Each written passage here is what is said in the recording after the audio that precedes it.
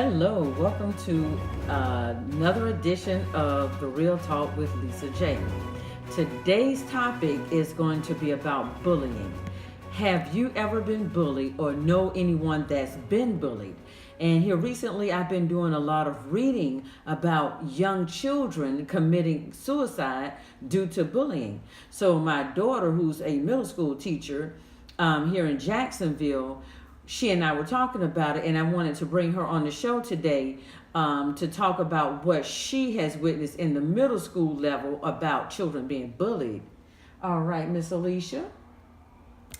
Well, yes, I'm a teacher here in Jacksonville on the west side. I teach health for middle school age grade 6 through 8. We've talked about bullying for as a part of our curriculum, and it's something that I find myself going back to even throughout the year, once we pass the topic. Students I witness often are bullying each other right in front of my face. I don't know sometimes if they realize that that's what they're doing. So I think this is a good topic so we can help, many people out there identifying what really is bullying. So you were telling me this morning about one of the kids in your class, how the kid was, a little bit on the chunky side, and how the kids were bullying him. And then once another kid came to your class who was a little chunkier than him, how that child started bullying that child. Yeah. So when I teach about bullying in school, one of our main questions is to identify why do bullies bully other people. So things that we've identified are maybe that they were bullied when they were children. Maybe it's because they're trying to seek power or dominance. It could be of issue that they can't accept people for who they are. We deal with that a lot in society. People not respecting people and their background, where they come from, the things that they don't understand about someone. You have to learn to accept people the way they are. So we call that tolerance, learning how to build tolerance for other people. We talked about maybe issues that they've dealt with as, growing up, things that they don't know how to that they can't cope with. And so they put the focus on someone else. The child that you were talking about. So yeah, he was in class and he often got picked on because of his size. So then we had another student into our same class who was bigger than him. And what he tried to do was no longer get the kids to pick at him, but to see the other child as a target. Because he had been dealing with it for so long. So he's like, okay, well, there's someone who's, bigger than me. So now let me get the focus off of me and those people to stop picking on me and have them pick on him so that I can feel better about myself. And so then he tried to start picking at that student to kind of get the other students to focus on that student.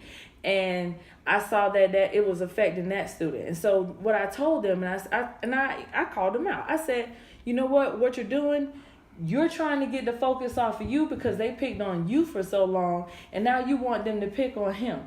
But it's not fair, So some other things that you talked about earlier wasn't about them being bullied when they were younger.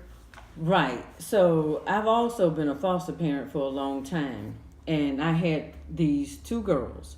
One was about 9 and the other was about 14. So the younger child, the 9-year-old, her mom had her at a really young age, and she was born with some medical problems.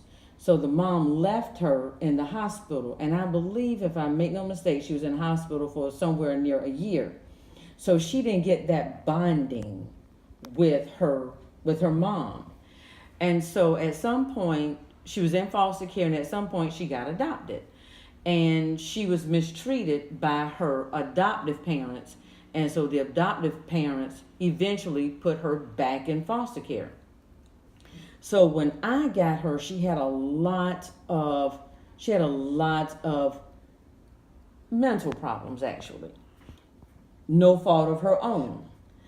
And so that abandonment and that feeling of neglect is something that's really hard to deal with. You have to tackle that head on. 5 what? 5 minutes. Okay. So the older child, so what would happen is she was a real small and petite, real cute girl. So the older girl, she would say really harsh things to the older girl, the 14-year-old. And the 14-year-old would cry. And I'm like, this little girl, you're allowing this small little girl to have you crying to hurt you. But I realized it was because of the pain and the hurt that the younger child felt. She was trying to inflict that same pain and hurt on someone else. And that a lot of times is what bullies do, because they're hurt, they're broken, and they're in pain.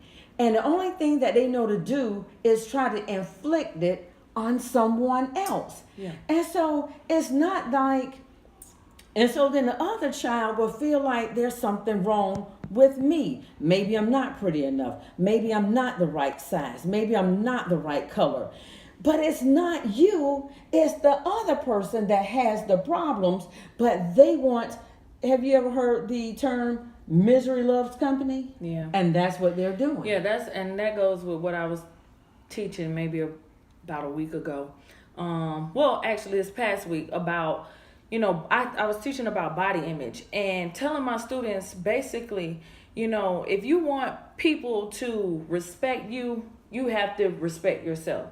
If you don't really want to be the target, show that you value yourself and that you have confidence in yourself. I told them, I said, if you don't want people saying, oh, you're this, you're that, then walk around with your head held up high and with confidence, because otherwise they see you walking around with your head down like you have low self-esteem, then they're going to target you. They're going to see you as an easy target. So if you have that confidence in yourself, they'll be like, there's nothing I can say to this kid, because they're comfortable with themselves. They're happy with themselves. Whether you're underweight, overweight, ugly, cute, it doesn't matter. If you have that confidence in yourself and that they see that you have value, you feel that you have value, you can't let them devalue you.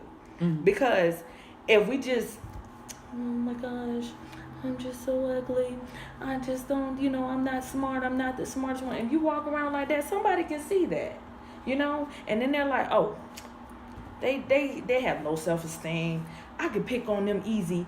You know what? And they're not going to say anything. They're not going to do anything. This is the easy target. And it's all to make themselves feel better because of the issues that they're dealing with. I call it, a lot of times I got like these little kids that love to pick on the bigger kids. Kind of like the situation you were saying. I call it little man syndrome, because there are always these little kids trying to pick on the biggest one. Mm-hmm. I see it so much and it trips me out every time. I'm like, you have little man syndrome. Please sit down. Please stop trying to pick. And then I'll shut the whole situation down. I said, you know what? Nobody in here can talk about anybody, because I have something that I would pick on each and every last one of you about if I could, but I don't want to lose my job. And then I say, you all are young. At no point, are you taking care of yourself fully. You're not responsible for yourself, so you have no room to talk about each other. Mm-hmm. If anything, just learn to accept each other the way you are. Be confident in yourself. Work on your self-esteem and loving yourself. And if you start there, then it'll kind of help with the bullying later on. Now you're going to go your whole life with people bullying. But it's about learning how to love yourself and keep up your confidence. You know what I did with you when you were young? Because I wanted you to be full of self-esteem and confidence. I used to stand you up in the mirror and make you look in the mirror and say, who's the prettiest girl in the whole wide world? And even if you're too big for your parents to stand you up in the mirror, you get in the mirror your own self and say, I'm the handsomest young man, I'm the prettiest girl in the whole wide world. There's nobody better than me. I am wonderfully and beautifully me.